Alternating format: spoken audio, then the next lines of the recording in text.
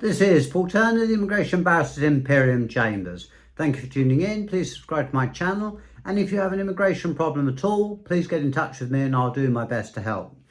This video follows on from yesterday's video in respect of the government's announcements about the high potential visa that's aimed at attracting the brightest and best to the United Kingdom.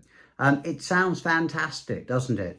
So I decided to look to see whether this is a genuine scheme, i.e. to bring the brightest and best from across the world, or just a stunt, or at worst, a crypto-racist scheme designed to limit those who come to the United Kingdom.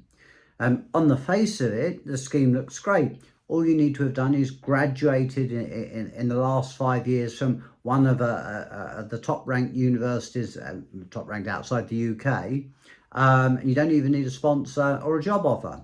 So far, so good. Looks like it that the government are fulfilling their promises. However, when one digs a bit deeper, one sees that the list is made up of 37 eligible universities, i.e. you've got to have graduated from those universities. So do you expect them to be a fair spread across the world? Well, actually, that's not the case. 24 of the universities are from North America, which leaves 13, by my maths, for anybody anywhere else. What is more disturbing is that none of the eligible universities are in Africa, India, Pakistan, Bangladesh, or the entire continent of South America. So despite the promises of inviting the brightest and best, it seems that this does not include the brightest and best from, say, India or Pakistan or Bangladesh, or the entire continent of Africa or the entire continent of South America. Why? Is it because there are no bright people there? I mean, that must be a natural inference.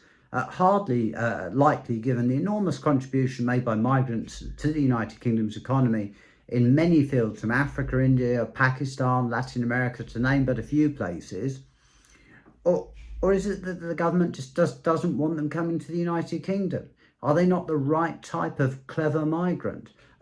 You decide.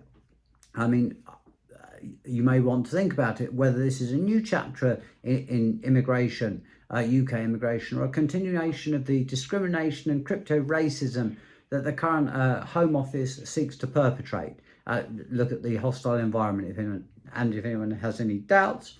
Can anyone please answer this question? Because I can't.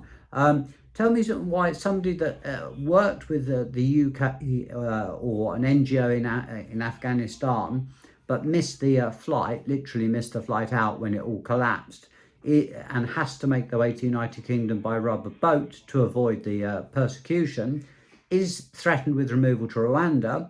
But if they come from the Ukraine, they're being welcomed, rightly in my view, with open arms.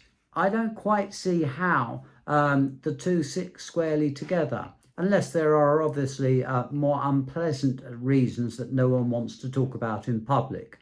So there you have it. Yesterday I was talking about some good news. Today, after looking into it in a bit more detail, it doesn't appear to be good news. It appears to reinforce my view that the Home Office does not really want to encourage migrants from the subcontinent, Africa or South America, but would like to keep it all nice and tidy for the nice rich people to come to the United Kingdom. After all, to get a degree from Harvard, one of the universities, will cost you £200,000. So there you are. Another super fair policy by this super fair, non-bullying Secretary of State. Thank you very much for watching. I'm quite troubled by what I've just read. I wonder if you are too. This is Paul Turner, the Immigration Barrister at Imperium Chambers.